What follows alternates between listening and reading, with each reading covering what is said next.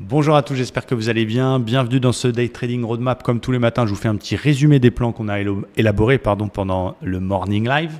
Une semaine qui sera un peu moins chargée en statistiques macroéconomiques. Il y aura les news habituelles, mais il y a surtout les résultats d'NVIDIA mercredi soir. NVIDIA qui fait partie des 7 magnifiques, qui fait un peu la pluie et le beau temps sur les indices américains et par ricochet aussi sur les indices européens.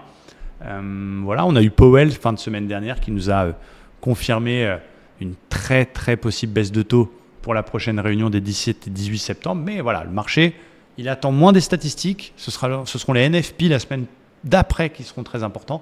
Mais là, c'est Nvidia. On va voir s'il va se passer des choses avant.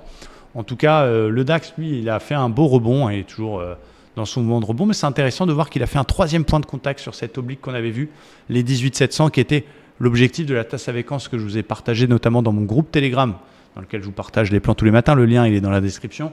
18 700, c'était l'objectif. Troisième point de contact, donc attention quand même à cette petite oblique qui pour l'instant ne passe pas. Le flux est haussier, il n'y a pas vraiment de signal de retournement, mais mes plans sur le DAX, c'est plan safe, c'est attendre que 18 730, également le plus haut de la semaine dernière, que ça casse pour continuer les achats standards, type sortie d'OPR, etc. Donc c'est pour ça que j'ai mis deux petites flèches. Attendre que 18 730 casse pour poursuivre les achats. Deuxième plan du jour, c'était la zone polarité 18 600 qui était à surveiller. Bon, on voit qu'on fait une petite réaction dedans. Il y avait peut-être une petite bulle, un petit quelque chose. On est légèrement au-dessus, donc à voir si on a un nouveau retest des 18 600 dans la tendance pour un achat sur ce petit repli. Si on passe en flux baissier, on pourrait avoir une petite conso pour revenir jusqu'aux 18 400 qui sont les gros 61.8 daily. Je vous les remontre, c'est le gros 61.8 daily entre l'ATH et le plus bas de la conso. Ça avait déjà été un petit peu pullbacké après la cassure, mais vu que là on a fait un plus haut, on pourrait revenir retester ce 61.8. Donc c'est une zone que je vais surveiller en cas de gros repli pour pareil acheter 18 400. Mais on pourrait s'offrir le luxe, si on passe en flux baissier, de tenter des ventes jusqu'à 18 400. C'est trop tôt pour l'instant, c'est pas encore le cas, on est encore en flux haussier, donc j'ai mis quand même pour ne pas avoir de biais. Mais voilà, c'est pas le plan prioritaire pour l'instant. Du côté des indices américains, c'est juste de toute beauté. C'est très très beau. Vendredi, je suis passé à 9 points sur le Standard & Poor's, de faire un trade incroyable, un ratio de 3,5 qui nous aurait fait évidemment énormément plaisir. J'ai tenu mon trade jusqu'au bout. Malheureusement, m'a repris BE. J'aurais pu prendre un 2,5, mais je voulais tenir mon setup. Dommage. Quoi qu'il en soit, ça montre qu'un seul trade dans notre stratégie nous fait gagner 2, 3, 4 fois plus que ce qu'on risque. Et donc ça, c'est bien et ça booste pour continuer à ne rien lâcher. En tout cas, c'est magnifique ce qu'il a fait. Regardez, j'accélère, je casse le plus haut précédent, je reviens pullbacker et je repars à la hausse. Je vois pas, sauf surprise évidemment avec Nvidia, je vois pas d'obstacle avant les ATH. Donc, à mon humble avis, il va aller chercher 5720. Bon, voilà, si j'étais sûr à 100%, je mettrais la maison. Malheureusement, il peut y avoir des petites surprises. On est venu pullbacker violemment. Regardez, on a l'explication sous les yeux de l'expression. Le marché baisse par ascenseur, mais monte par l'escalier. C'est assez impressionnant. Donc, petite zone qui a déjà été un petit peu blocage mi-juillet, qui a été le plus haut récent.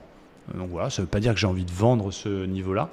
Mais voilà, on va attendre qu'il s'extirpe bien de ce niveau. Pourquoi pas qu'il vienne retester pour marquer que c'est un pullback et marquer le retest. Alors, on pourrait aussi avoir une fausse cassure, mais ça, on le saura qu'après. Je pourrais faire comme les autres, faire du backtest et vous raconter ce qu'il fallait faire hier. Dans ces cas-là, on le sait que c'était une fausse cassure. Quand on trade, encore plus en direct, on ne peut pas le savoir. Donc évidemment, si on achète cassure pullback, on a le risque de se faire avoir par une fausse cassure. C'est comme ça fait partie des risques. Mais voilà, on pète bien fort, on revient retester 5660, des achats standards, sortie d'OPR, ce genre de choses, pour aller chercher 5720. Un petit peu plus joueur, mais qui n'est pas moins intéressant, c'est petit repli. Voilà, sur la zone, je l'ai appelée la zone Powell. C'est là où il y a eu le merdier vendredi vers 4 heures. Ça permet d'acheter sur un petit repli. Je vais surveiller aussi cette zone 5630 sur le Standard & Poor's. Et puis, dernier rempart, ce sera les 5590, 5600, qui est une très belle polarité daily. C'est là où on est venu pullbacker la semaine dernière. Pareil, ce sera une zone en cas de rebond un peu plus marqué, en cas de repli un peu plus marqué, que je surveillerai. Un peu la même chose finalement du côté du Nasdaq. Nasdaq, il a exactement la même tête que le Standard & Poor's. Là, c'est encore plus beau parce qu'il a cassé, pullbacké le 61,8 entre l'ATH et le plus bas de la conso. C'est juste scolaire, magnifique, fabuleux. On revoit la même conso violente rebond. Et là, regardez, il est sur un autre 61.8, c'est celui justement de la conso. Donc, j'ai plusieurs plans du côté du Nasdaq. Un plan A, c'est il vient rebaisser, il vient rechercher 19.600, qui est une zone forcément que je surveille pour un achat sur signal. Plan numéro 2, c'est il casse 61.8, première fois, et en prime, il casse la mèche Powell, je vais l'appeler. Voilà, je fais des achats standards jusqu'au 100%. Un peu plus joueur, parce qu'à cause de cette mèche, bah, si cet après-midi, on est là, et qu'on a idéalement pullbacké le 61.8, bah, je pourrais faire soit un achat directement 61.8 100%, soit des achats au pair standards, à condition qu'il ait cassé pullbacké le 61.8. Donc voilà, pour le Nasdaq. Et pour terminer pour le Dow Jones, qui a une tête un peu différente, on revoit la petite consolidation, mais c'est moins sur un niveau technique majeur. Tendance très haussière.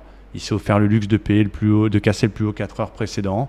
De même, le pullbacké sur les 2 dernières bougies, c'est très beau, très propre. Je vais surveiller 3 niveaux. Là, la zone actuelle, pareil, des achats standards. Idéalement, ce serait que d'ici cet après-midi, il est cassé le plus haut de fin juillet. Donc au-dessus de 41 400. On a moins de niveaux au-dessus de la tête, on aura les 100% en objectif. Et en cas de repli, la zone voilà, dans laquelle on avait accumulé. Donc c'est marrant de voir une accumulation, une fausse cassure par le bas pour tout reprendre. Donc c'est très beau. La zone 41 également que je surveille en cas de repli, plus signal. Là-dedans, ce sera un petit peu plus risqué. Mais en tout cas, ça n'en est pas moins intéressant. Donc des achats globalement pour l'instant sur les indices, toujours. J'y croyais pas à cette grosse baisse qui était là pour un peu manipuler les choses, je trouve. Il n'y avait pas de nouveaux éléments fondamentaux. On a déjà quasiment tout rattrapé, donc c'est quand même impressionnant. Donc attention à ne pas être full vendeur. Je vois parfois des vidéos catastrophiques parce que ça fait vendre forcément les titres négatifs. Là, les acheteurs ont encore frappé. Donc voilà, je reste pour l'instant plutôt acheteur. Et on va essayer de faire quelque chose de bien cet après-midi. J'espère que ces plans vous aident chaque matin. Merci à tous, très bonne journée de trading et à bientôt. Ciao!